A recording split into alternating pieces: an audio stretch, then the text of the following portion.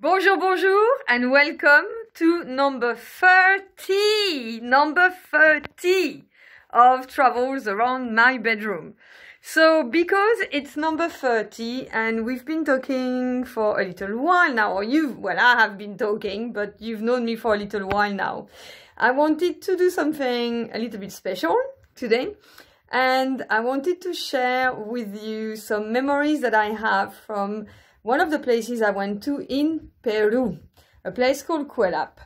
And I wanted to do that even more because today is really freezing in France. We've had a drop of 20 degrees of temperature from today and yesterday.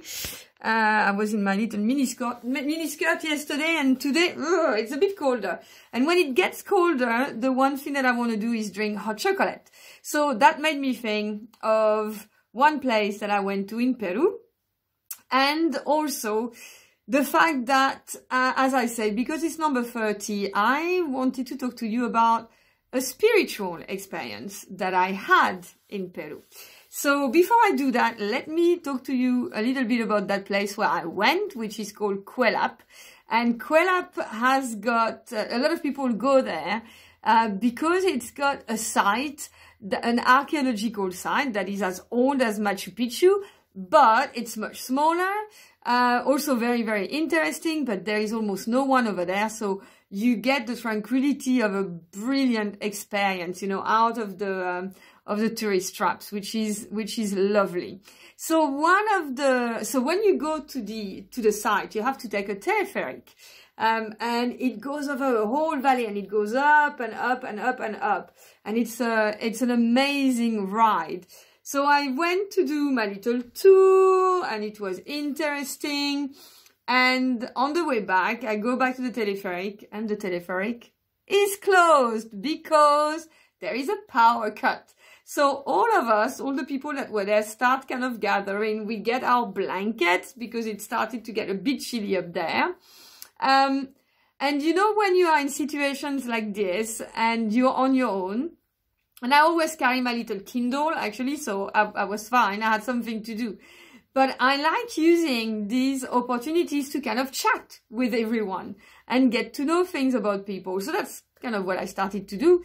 And I met a few people. We had some fun, especially young women that were showing me all their pictures of their trip. So they were Peruvian ladies, and a young girl and her mother traveling together, which I thought was so great.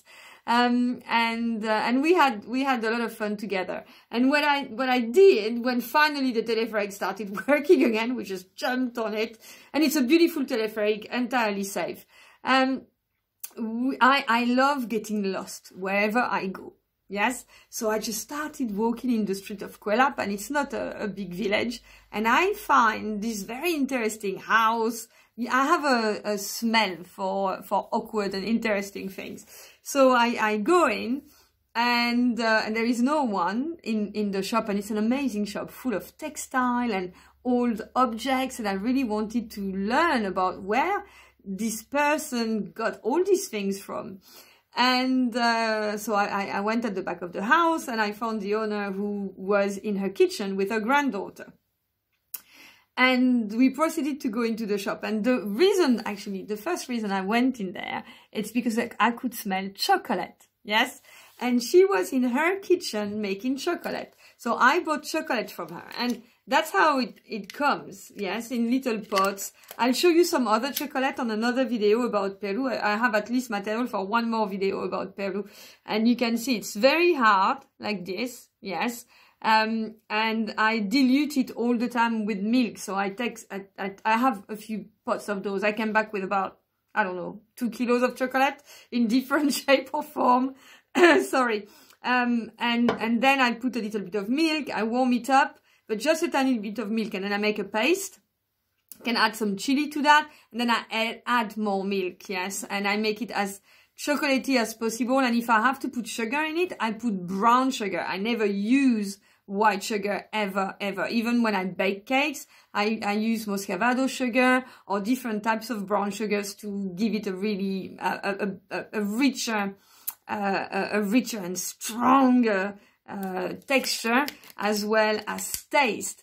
But of course, her shop was full of fabrics, yeah, and textiles. So the first thing that I fell in love with is this poncho, because it's a poncho for small people. I always have an issue with ponchos. They're too big and they're too heavy to carry. So too heavy to carry. So this one is small, very, very light, easy. And if you see how it's weaved, look at this. So I know there is a special word for it, and something with here or of, and I forgot it, of course. So if you know what it is called, please put a comment. And I want to show it to you, because when I was in Peru, it was actually really cold. Yes. So to buy, whoops, here it is. To buy this was so nice, because I felt really warm for the rest of my trip. And what I like to do when I buy really nice traditional pieces, I like to give them a little bit of life or do something different, you know, and modern. So this one, I take kind of the edge where it is here, and I have, is it going to work? Yes. What I have from the UK is a wonderful little brooch that it's a vintage brooch. So I love vintage clothes, yes, and I use that here, and just bear with me, to kind of give it a oops, I put the needle into my finger, and to give it another lease of life, or another style, yes. And what I love is that you can see all the threads, like these little kind of pompons here, and I really think it's lovely. And then the other thing that I fell in love with, not that it is in any way, you know, remotely useful, you would think, but I have a use to it. It is this, and this is what you put on the top of llama's back, or sorry, or on donkeys, in order to carry. Now, I always call myself a little donkey when I travel, because I have bags coming out of everywhere and I'm carrying these things on my own. But in Peru, you see actually a lot of men carry all their stuff in there, or we go shopping. I went trekking, and with my guide, we put all our food in there. So I just turned this like this a little bit to show you. Hold on, just bear with me. How it is here, yes. So that's how it looks like. And I used to go to the market and put all my stuff in there, which is very practical. And that's how the poncho looks like as well. So you see, I love the kind of drapé. I think it's really really lovely. So it's a way to carry a country on you. And again, you know, because I've made it very clear, this is something that I absolutely love doing. So hold on, I'm back here. So I had a really great time with this lady, and then oh my god, okay, so it's almost 9 minutes, so I won't be able to tell you everything in one video, so I'll do 2 videos. But so let me finish on this before I go on to the other video about the real reason why I went to Kuala, which is to actually participate into a ceremony and to take traditional medicine. And what I took is called Washuma, or you might know it under San Pedro. And it's a cactus that you take, and it has healing purposes. And you have heard of something called ayahuasca. So ayahuasca has a feminine energy, and San Pedro has got a masculine energy. So let me leave you with that. Tomorrow, I will tell you much more about what happened during the ceremony. As I said, I wanted to do something a bit special for number 30, but it will be for number 31. So I want to leave you with this question. In the UK, when there is a crisis, and it usually is when a train stops working on the track because they are useless with their trains in England, it's terrible. It's the only time that everyone starts talking to each other, because otherwise no one talks. Yes, and people start being nice to each other, and they start connecting. You know, like in times of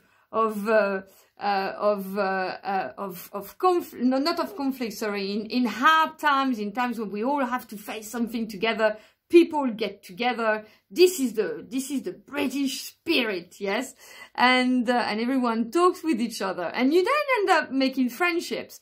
So in the same way of what happened to me when I got stuck up in the mountain waiting for the telepheric to start working again.